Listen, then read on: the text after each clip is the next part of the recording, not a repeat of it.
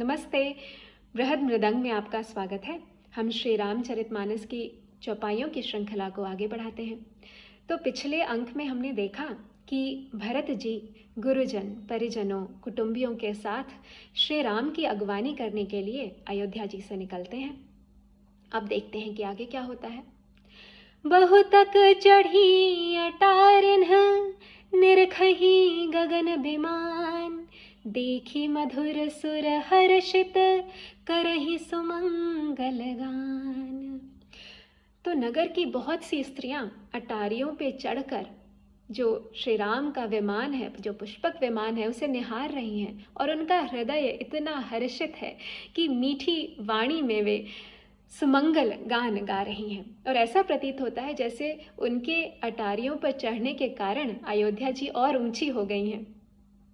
राका ससी रघुपतिपुर, सिंधु देखी हर्षान, बढ़्यो कोलाहल करत जनु, नारी तरंग समान। तो यहाँ पर गोस्वामी श्री तुलसीदास जी ने बहुत ही सुंदर रूपक और उपमा का प्रयोग किया है।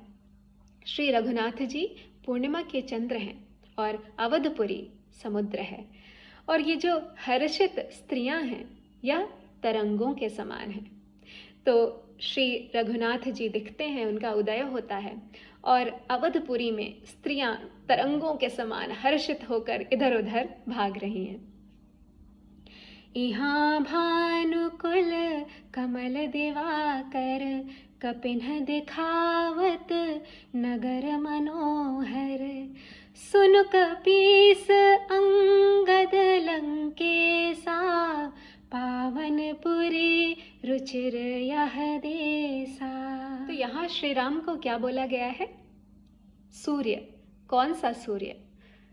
वह सूर्य जो सूर्य कुल रूपी कमल को प्रफुल्लित कर दे। तो श्री राम पुष्पक विमान से अवधपुरी को देख रहे हैं और वानरों के राजा सुग्रीव, उनके राजकुमार अंगद और लंकेश जो विभीषण हैं, उन्हें संबोधित करते हुए उनके माध्यम से सभी वानरों को भी संबोधित कर रहे हैं और कह रहे हैं कि यह देश, यह पुरी, यह पवित्र है और अति सुंदर है। यद्यपि सब बैकुंठ बखाना, वेद पुराण वेदित जगु जाना, अवधपुरी सम प्रिय नहीं सो, यह प्रसंग जाने को।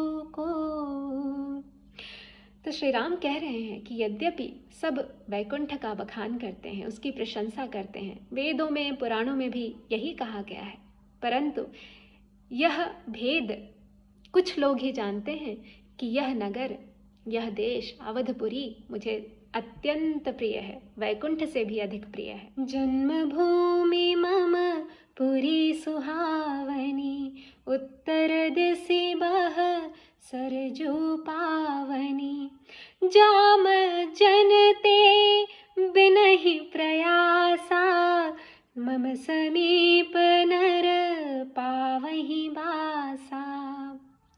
तो श्री राम यहाँ कह रहे हैं कि यह जो पुरी है, यह मेरी जन्मभूमि है, यह सुहावनी पुरी मेरी जन्मभूमि है, जिसके उत्तर दिशा में पावन सरयू बहती हैं जो जीवों को पवित्र कर सकती हैं, और इसमें स्नान करने से मनुष्य बिना किसी परिश्रम के ही मेरे समीप वास करता है, उसे मुक्ति मिल जाती है।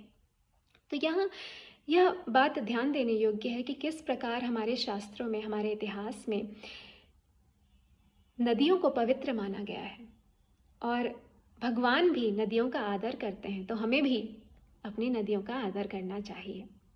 अगले अंक में हम देखेंगे कि इसके आगे क्या होता है। तब तक के लिए नमस्ते।